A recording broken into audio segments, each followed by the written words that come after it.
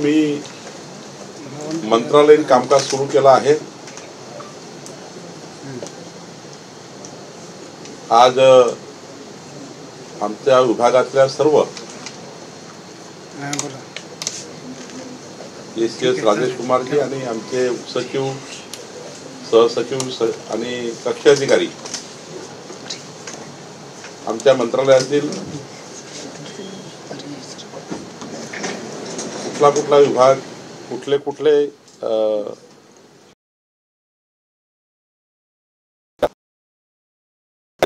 हे समजून घेतलं आहे। आणि महत्त्वाचं म्हणजे उद्याच्या 27 तारखेला माननीय पंतप्रधान नरेंद्र मोदीजी 30 जिल्ह्यामध्ये स्वामित्व योजनेचा शुभारंभ करतायत। जवळपास 30,552 गावामध्ये स्वामित्व योजना ही सुरू होत आहे। गावठाणातील नागरिकांना त्यांच्या मालकीच्या जमिनीचं प्रॉपर्टी कार्ड हे देण्याचा उद्देश आहे।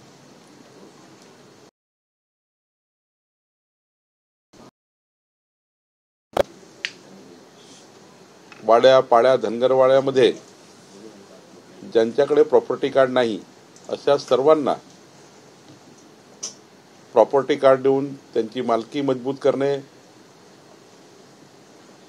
केंद्र सरकार राज्य सरकारच्या योजना या लाभार्थ्याला मिळत नाही, मालकी हक्क नसल्यामुळं घरकुलं मिळत नाही, अनेक लाभ मिळत नाही।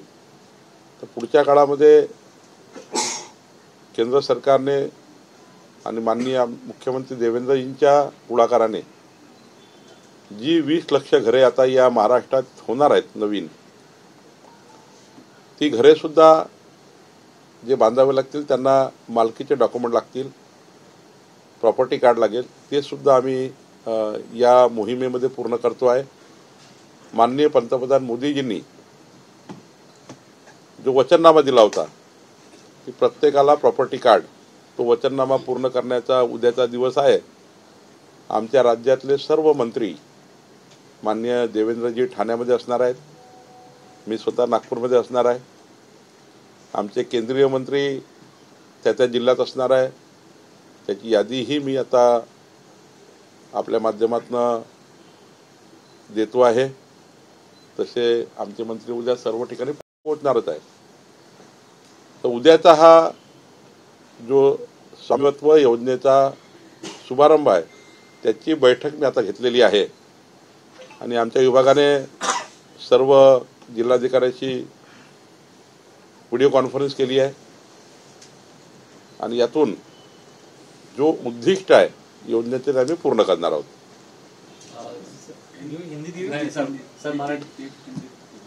आज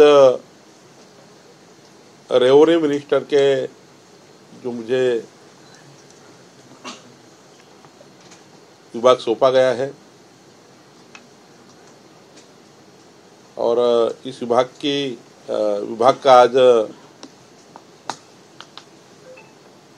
सब अधिकारियों से मैंने चर्चा की है। हमारे विभाग के जो डिप्टी सेक्रेटरी है, अवर सचिव है, डेस्क ऑफिसर है, हमारे एसीएस है, इन सबसे मैंने समझ लिया है कि क्या क्या विषय किसको वर्क किए गए और सभी की जानकारी मैंने ली है।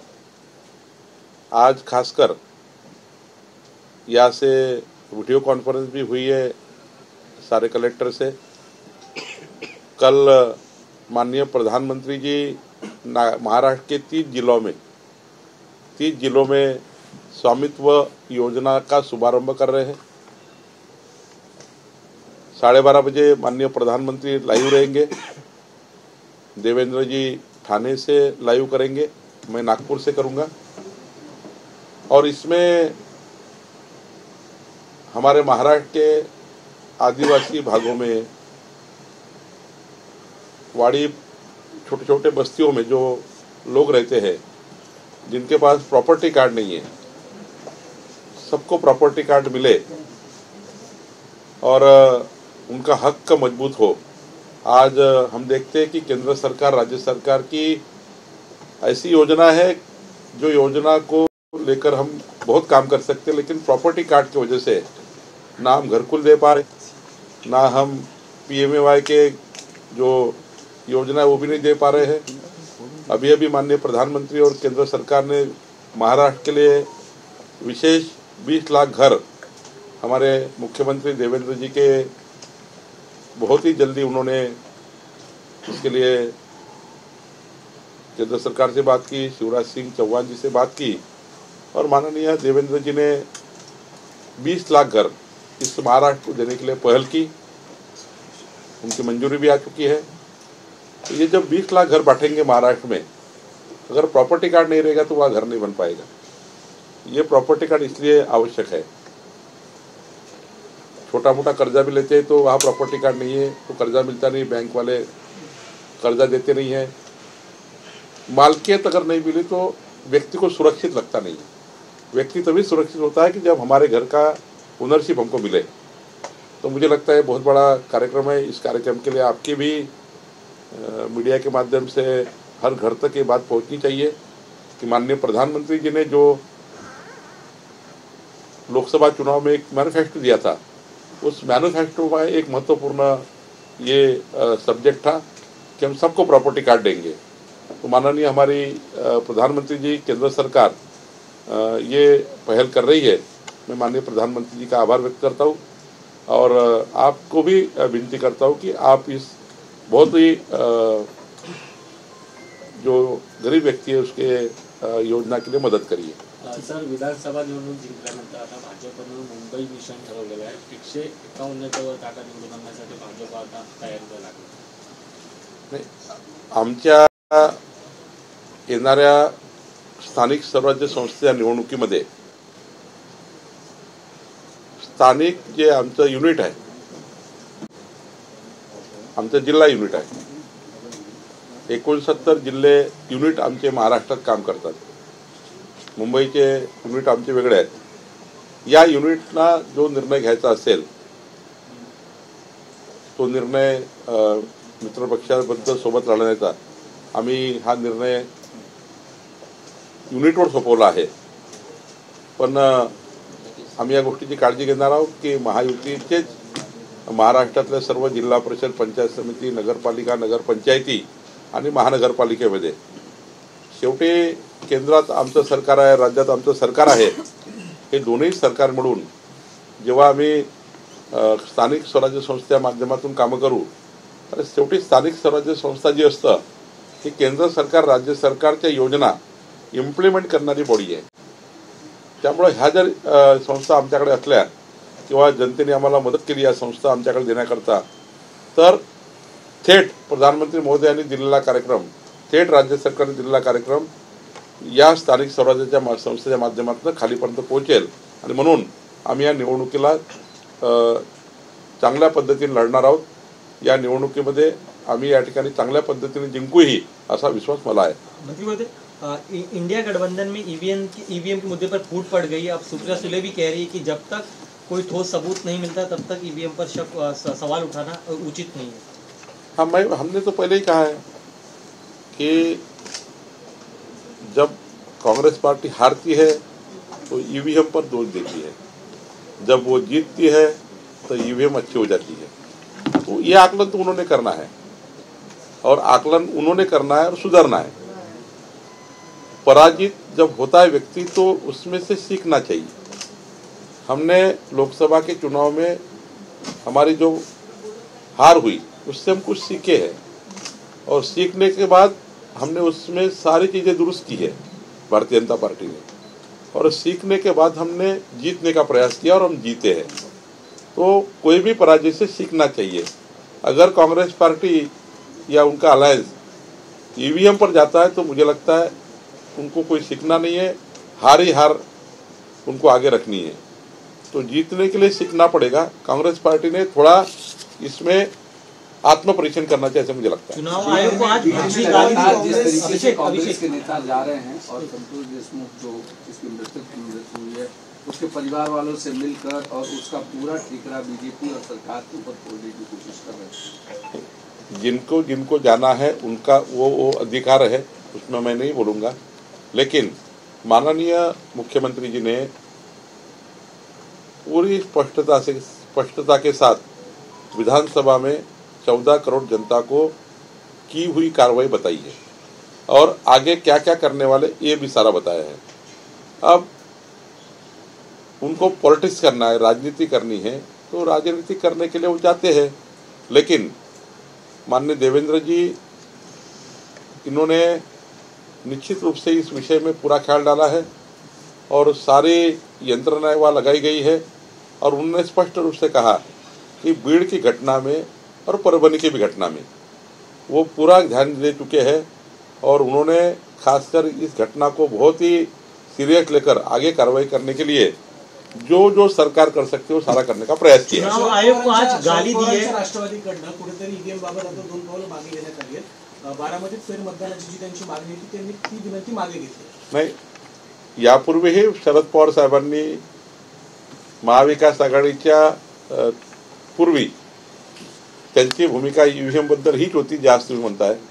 मधात ते महाविकास आघाडीत गेल्यामुळं त्यांना काँग्रेस पार्टी आणि उद्धवजीला होल म्हणावं लागलं। त्यामुळे उद्धवजीचं काही म्हणणं ऐकून, काही काँग्रेसचं म्हणणं ऐकून त्यांनाही त्यामध्ये सहभागी व्हावं लागलं। पण चांगलं आहे, त्यांनी सत्यता मान्य केली आणि पराजय का झाला याचे कारण त्यांनी शोधण्याचा प्रयत्न केला। मला वाटतं ही चांगली पद्धती आहे। चुनाव आयोग को संजय राउत ने गाली दी है। तर वेगवेगळ्या आंदोलनामधून सुद्धा आता राष्ट्रवादी तितकीशी महाविकास आघाडी दिसत नाहीये, तुमच्याशी जवळीक वाढते का त्यांची? निवडणुकीचा पराजयाचा जर त्यांनी विचार केला तर त्यांना आत्मपरीक्षण करून त्यांनी काय पावलं उचलायचे आहे हे त्यांचा प्रश्न आहे। कुठल्या गठबंधनमुळे त्यांचं नुकसान झालं, कुठल्या गठबंधनमुळे कशा पद्धतीने त्यांचं नुकसान झालं आहे, कुठल्या चुकीच्या निर्णयामुळे त्यांचं नुकसान झालं आहे, आता ते अभ्यास करायला लागले आहे। त्याला काही दिवसांचा अभ्यास होऊ द्या। ज्या दिवशी त्यांचा अभ्यास पूर्ण होईल महाविकास आघाडीच्या गठबंधन जे आहेत मग त्यांना कळेल की कुठल्या आमच्या चुकीच्या वागण्याने, चुकीच्या बोलण्याने सकाळी 9 वाजता भोंगा आणि अनेक त्या ठिकाणी वेगळ्या पद्धतीचे भाषणं, देवेंद्रजींना व्यक्तिगत क्रिटिसाइज करणे, व्यक्तिगत रूपाने देवेंद्रजीला टार्गेट करणे, टार्गेट करून तुम्ही एखाद्या व्यक्तीला त्या ठिकाणी या महाराष्ट्रात थांबवू शकत नाही। आणि त्यामुळे जनतेला कळलं आहे की महाविकास आघाडी केवळ देवेंद्र फडणवीसजींचा व्यक्तिगत विरोध, देवेंद्रजी या महाराष्ट्राचे मुख्यमंत्री होऊ नये याकरता केलेलं एक मोठं गठबंधन होतं। आता त्या गठबंधनाला छेद पडत आहे आणि मला असं वाटतं की पुढच्या काळामध्ये तुम्हाला ही जे नुरा कुस्ती आहे ही कुस्ती बिघडलेली दिसणार आहे। या ठिकाणी त्या ठिकाणी मोठं त्यांच्या मधात आपसामधला जो समन्वय आहे तो पुढच्या काळामध्ये तुटताना दिसेल, कारण ज्या विषयाला घेऊन त्यांनी गठबंधन केलं होतं तो मुळात त्यांचं गठबंधन हे चुकीच्या पद्धतीने तयार केलं होतं। ते महाराष्ट्राच्या हिताचं, विकासाचं नव्हतं। आमचं गठबंधन महायुती ही विकासाची होती आणि त्यामुळे आपल्याला पुढच्या काळामध्ये यातनं अजून काही झालेलं दिसेल।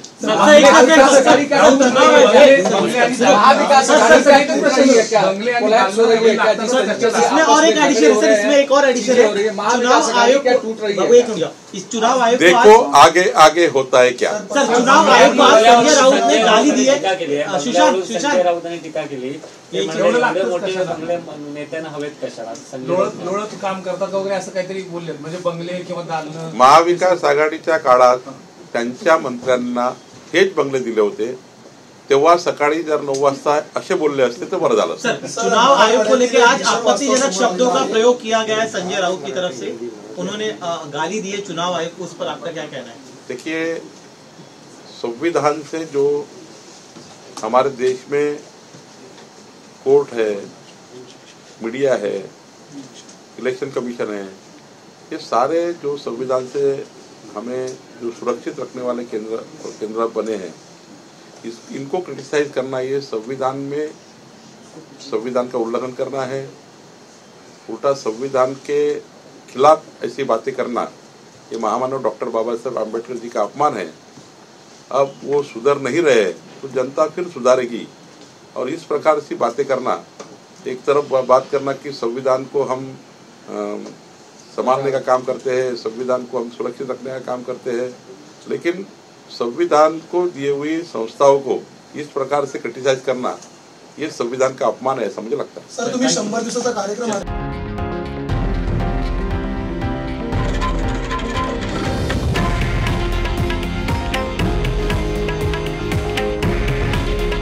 हे आहे देशातील नंबर 1 न्यूज नेटवर्क आणि आपण पाहत आहात TV9 मराठी। काळजी तुमची, हित महाराष्ट्राचं।